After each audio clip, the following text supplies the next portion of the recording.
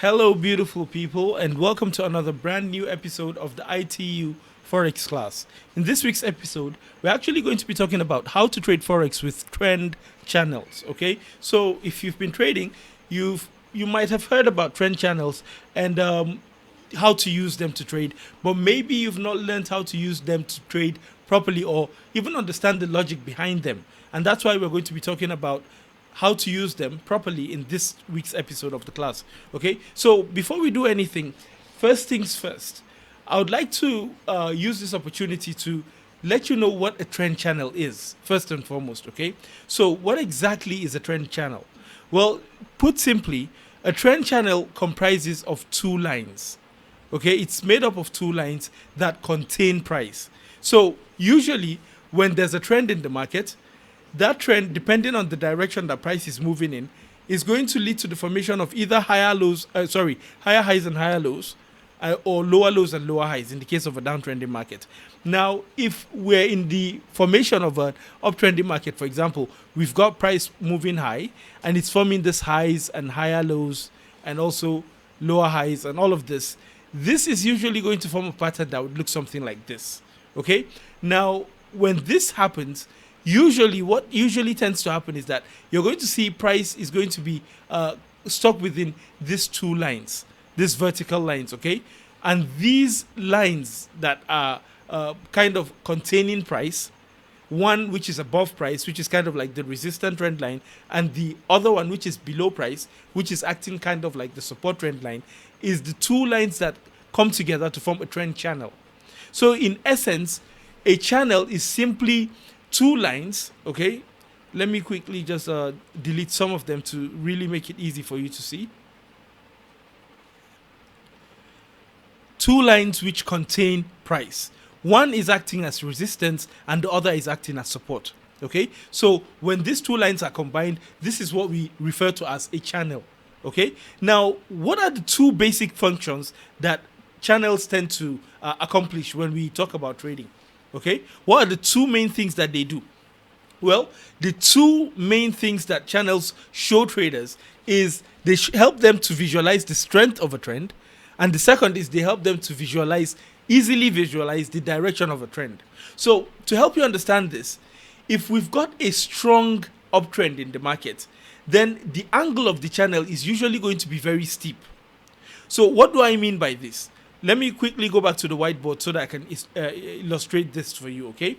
So if we've got a very strong trend, usually what tends to happen is that when there's a very strong trend in the market, the retracement in price is going to be very shallow, okay? So when price makes that first up move, it's going to pull back to form a higher low, remember? And then eventually it's going to break above resistance to form a higher high.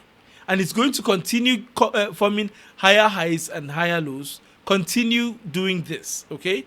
Now, if the trend is very strong, what usually tends to happen is you'd notice that the retracement is also going to be very weak, very, very shallow. Let me put it this way, very shallow, okay? So, you know that in an uptrending market, as long as price is forming higher highs and higher lows, what we want to see is that if that trend is really healthy, price should have no business coming all the way down to the previous higher low or even breaking below it, or struggling to break above the previous high or higher high.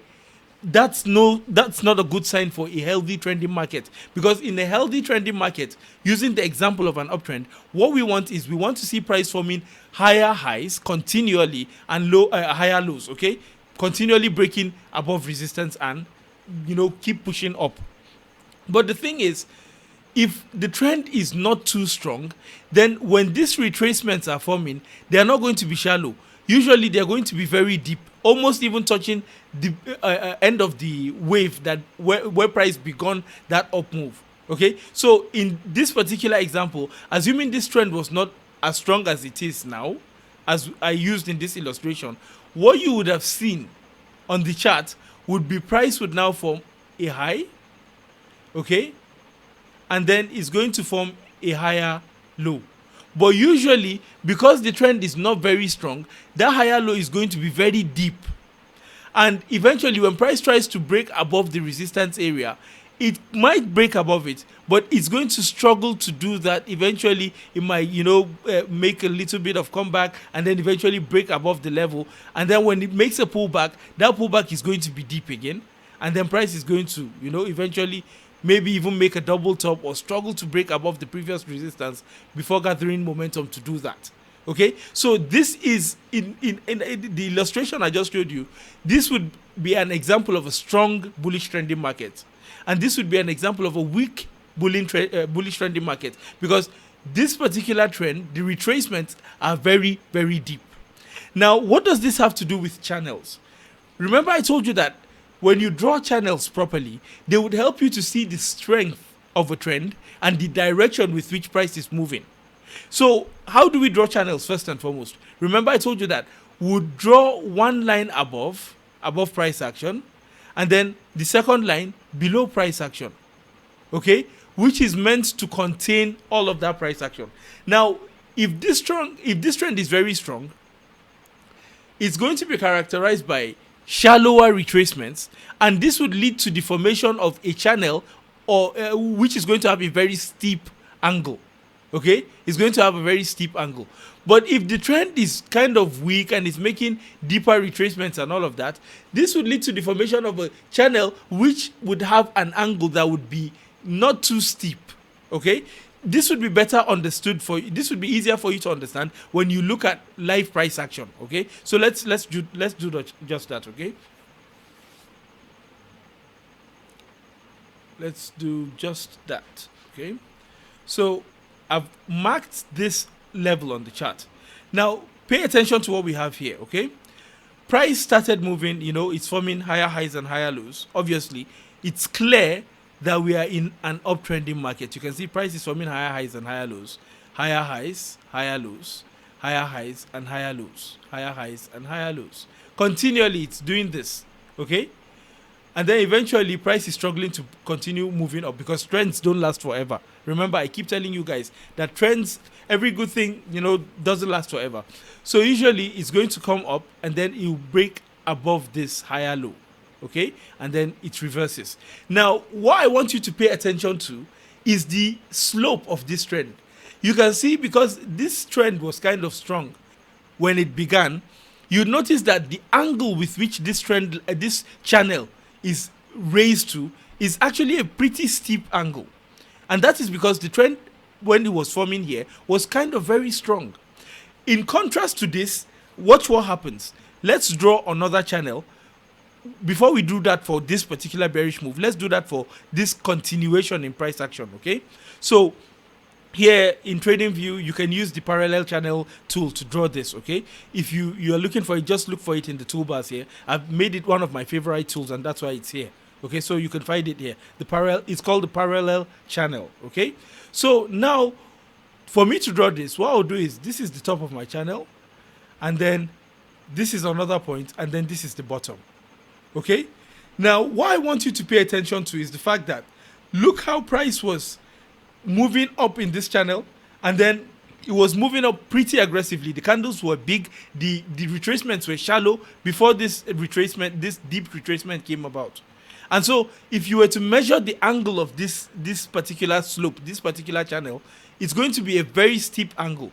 Now compare it to this particular channel, which, yes, we are still in an uptrend, but you can see that price has been kind of struggling to continue moving high. And so there was kind of like a weakness in this uptrend.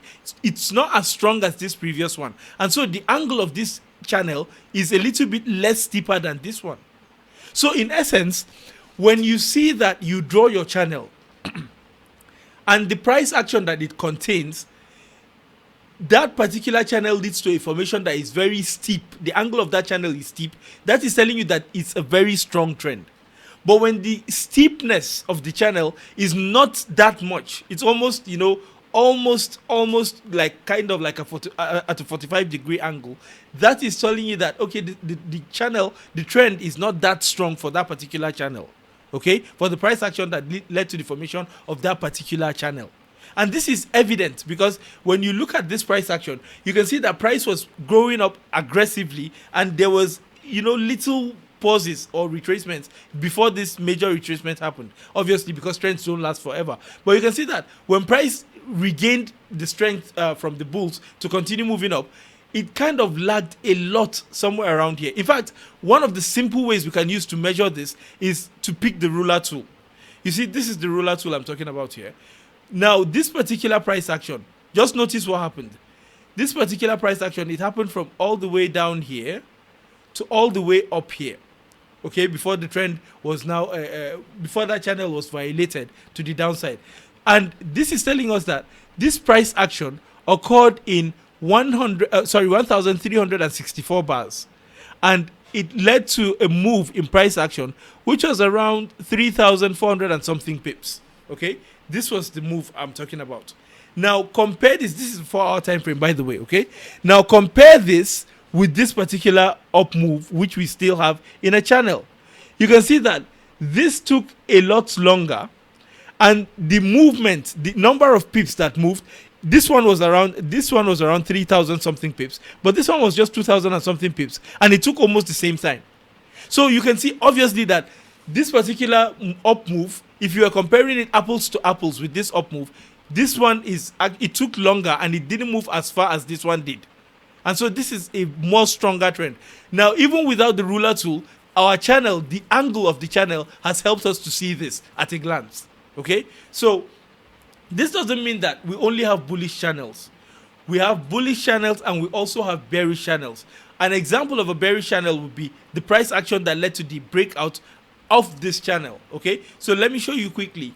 Now, when I pick this parallel channel tool, like I told you, and then we draw it from this level, this is the area, the price action that we want to cover. You can see that if I zoom in a little bit to make it easier for you to see, you can see that this is the price action that I'm actually referring to. Why? Because price shifted from the formation of higher highs and higher lows, and then it couldn't form any higher high again. It now led to the formation of, the weakness of price to continue moving up, and it broke below this level and started a downtrend. And now price started forming lower lows and lower highs, lower lows and lower highs. And this particular price action was contained in between these two lines, which are our channel. The upward line is the resistance line, or trend line if you want to call it, and the downward line is the support trend line. You can see that eventually the trend was strong and price continually formed lower lows and lower highs. You can see lower lows, lower highs, lower lows, lower highs, lower lows, lower highs. But like I keep telling you guys, nothing lasts forever. Eventually, price couldn't break below this low to continue the lower lows and lower highs formation that it did. Even though it slightly broke above this level, it's now starting to gather momentum. And so eventually when it broke below this level, the break was not as clear and decisive as the previous breaks that we had here. And not only that, now let's say these were equal lows, price was now struggling to break below the low. And then it was forming lower highs that it was easily testing and testing and testing until it broke above this high, and it now started to form higher highs and higher lows to continue the trend. Okay, so if there's one thing I want you to take away from this, is that trends, channels, they help you to see the direction with which price is moving even without knowing market structure, and also they help to tell you the strength of the trend.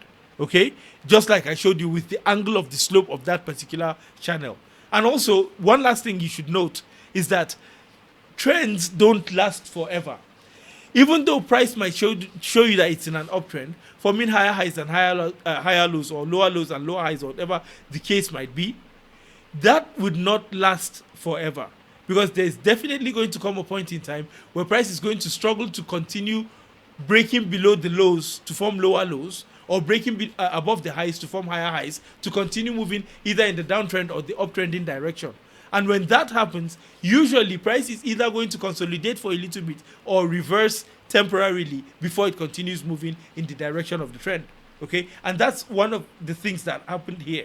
Okay, before price now switched and we had the formation of this bullish channel. Okay, and you know the rest from here. You know what happened next. Okay, we analyzed it and all of that. So let's draw the channel for this one, even though we did earlier on. High, low, contain the price action within, and then continue watching how price reacts to the channel. Okay, Now you can see if the trend was strong enough, it should continue moving in the direction of the trend. But it broke below here, and then we let that break led to the formation of this temporary downtrending channel. And you can see eventually when price broke above it, it continued moving in the direction of the uptrend. Okay. And what did I tell you about the angles? The angles of trends, of channels. The steeper the angle, the stronger the trend. And this is exactly what you're seeing. Okay, so how do you draw this? Because you've understood the logic.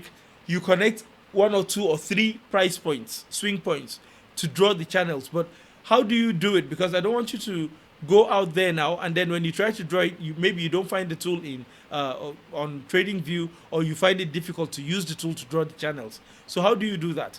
Well, let me quickly clean up the charts and show you exactly how to accomplish that. Okay, so here, when you come to this tool, you'd see the channel. Okay, this, it's not here, I think it's here. Yep, this is where it is. This is where you're going to find it. I made it a favorite, and that's why it's easy for me to find mine, because it's one of my favorite tools here. Okay, the trend channel, let me quickly find it here.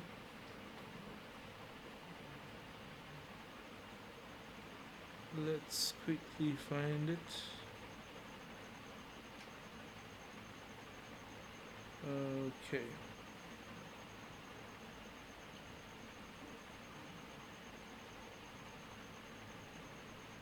Exactly, parallel channel.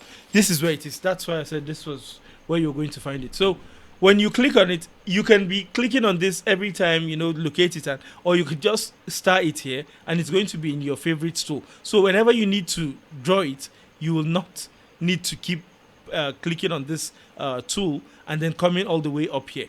All you need to do is just click it where you have it as a favorite, and then draw it by connecting 1 or 2 points. So this was the first point I clicked on. To draw it, this would be my origin swing point, and then I would connect it to another one, and then drag down if I'm trying to draw an up channel, an uptrending channel. Okay, and if you wanted to draw a downtrending channel, then you'd connect this you draw it by clicking on the tool again from your favorites, then click the first point you want, then the second point, okay, and then drag it down, and that's how you draw it to the other side. Okay, now how do you use this tool to find trade setups or trade ideas? Okay, well, one of the ways to use them is by doing what I like to call retracement, pullback trading. Okay, so excuse me, let me show you exactly what I'm talking about here. Okay, so let's assume that this downtrending channel, okay, you've identified it early, and then now you want to take advantage of it. How would you do this? Okay, first things first, let's zoom in so that it's easy for you to see. Okay, let's zoom in so that it's easy for you to see, and then let's pick our parallel channel tool. Now to draw it, pick your first point and then your second point, this one, and then drag it down. Remember, this is what I told you, drag it down. Now for you to use this, remember I told you that you want to use it, if this is the method that you want to use, then you are waiting for pullbacks during the trend for you to take a trade in the direction of the trend. Okay, so in this case we have a downtrending market. Okay, and then in a downtrending market, price is actually making lower lows and lower highs.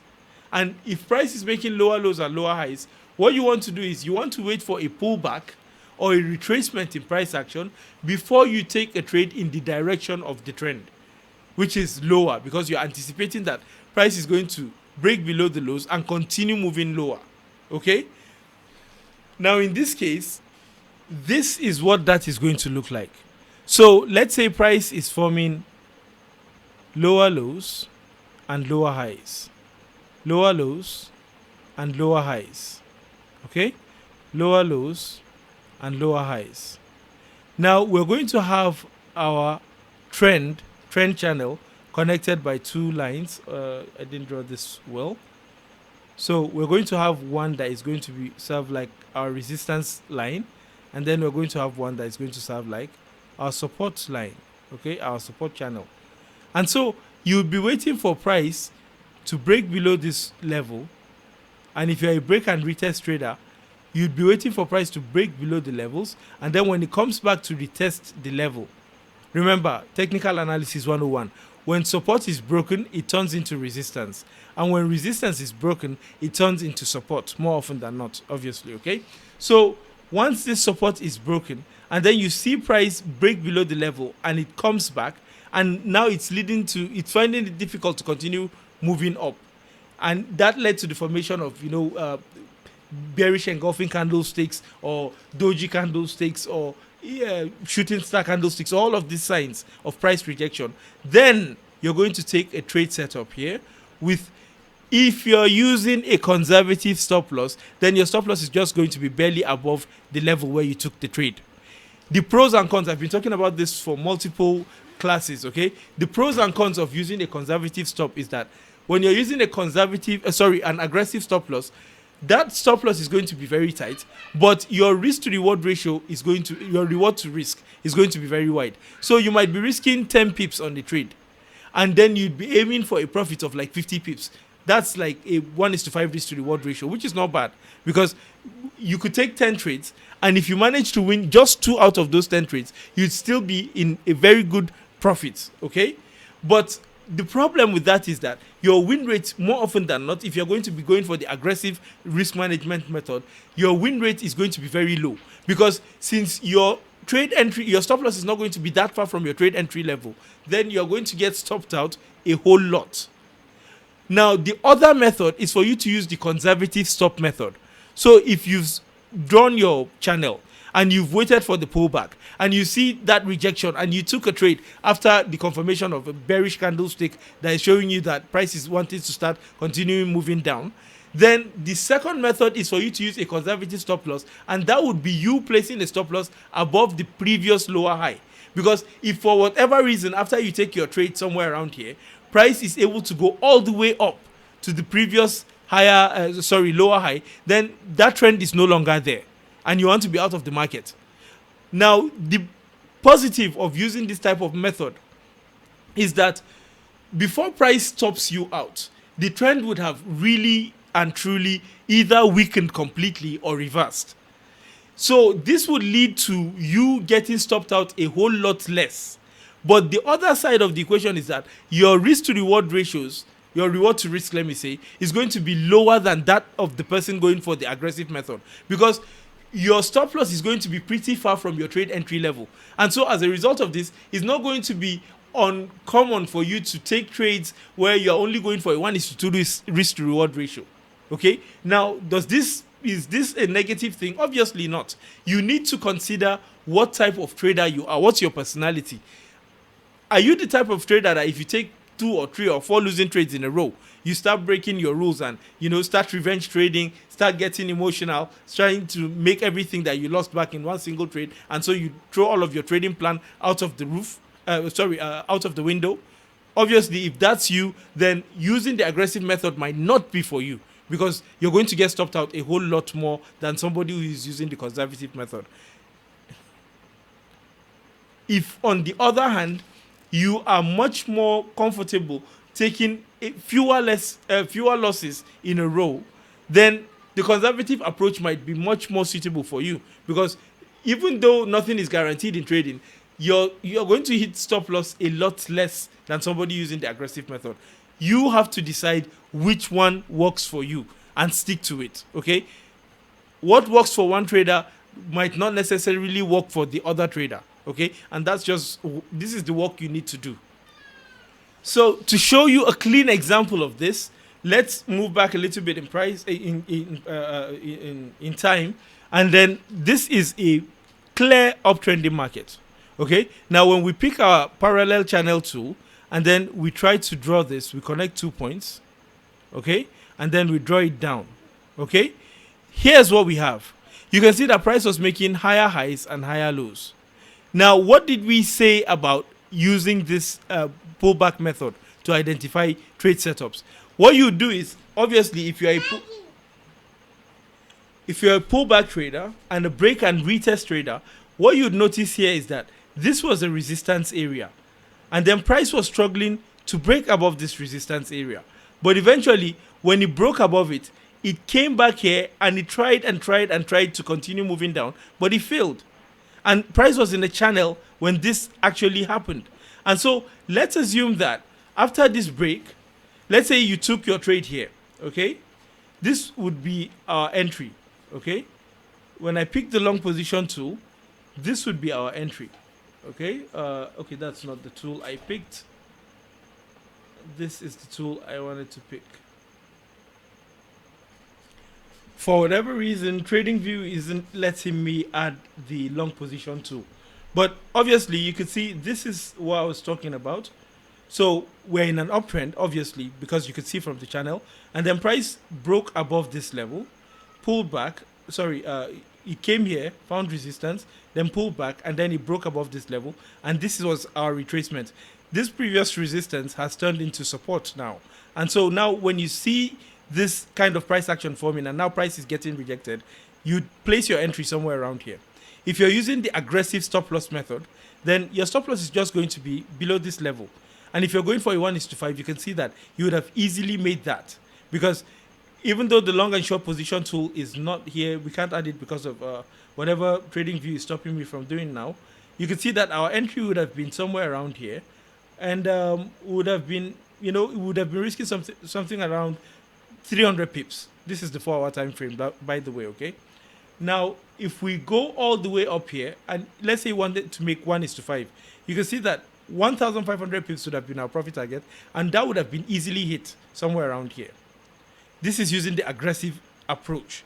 Now, what about the other method, where you would have still entered somewhere around here, but then your stop loss would be below this previous higher low, okay? And so in this case, your stop loss would have been, you'd enter here, your stop loss would have been placed below here, and so you would have been risking something like 800 pips. Again, remember, this is the 4-hour time frame, and that's why you're seeing, this ridiculous amounts of pips and all of that. This works on any time frame. If you're a day trader, scalper, or whatever, you could use the 15 minutes, 5 minutes, or whatever time frame you want to use. If you're a swing trader or position trader, you use the higher time frames like this one. This is just to show you an example, okay? And so you would have used a stop loss that is like 800 pips or whatever. And so if you're going for 5 times 800 pips, that would be a lot of pips. And before price eventually hits that, either it will take a lot of time to hit it, or, it might just meander and just stop you out before hitting that profit target. So if you're aiming for that conservative stop, usually go for a 1:2, because that would increase the chances of price hitting your profit targets, while also not diminishing the fact that price is going to find it a little bit more difficult to hit your stop losses. Okay, now this pretty much brings us to the end of this week's edition of the class, and I sincerely hope you found a ton of value from it. But before we wrap up the class, I would like to use this opportunity to also introduce you guys to our suite of the company, or our suite of bots which the company offers, which would trade on your behalf and help you to earn while you're learning how to trade. Put a portion of your portfolio to automated trading with our expert advisors and our robots, which are designed to find low risk, high probability trading opportunities for you, do the proper risk management, and also place those trades for you while you're out and about, without needing to stay glued in front of your charts. Okay, so if you're interested in those, please reach out to us on any of our social handles, or just drop a comment in the comment section below this video, okay? And then we'll be more than happy to assist you set everything up. Now, with that out of the way, I sincerely thank you guys for taking time out of your busy schedule to come to this class, and I look forward to seeing you guys in next week's edition of the class. Once again, don't just come to these classes and just learn what you've heard me say without practicing them or putting them into practice. Take notes, go out there, try them out on the simulator, and practice them on a demo account, because that's the only way you can learn. If you just keep coming here and just listening and you're not taking action, then you're just going to be wasting your time. Okay, so please make sure to practice what you've learned, and also ask questions if you have any.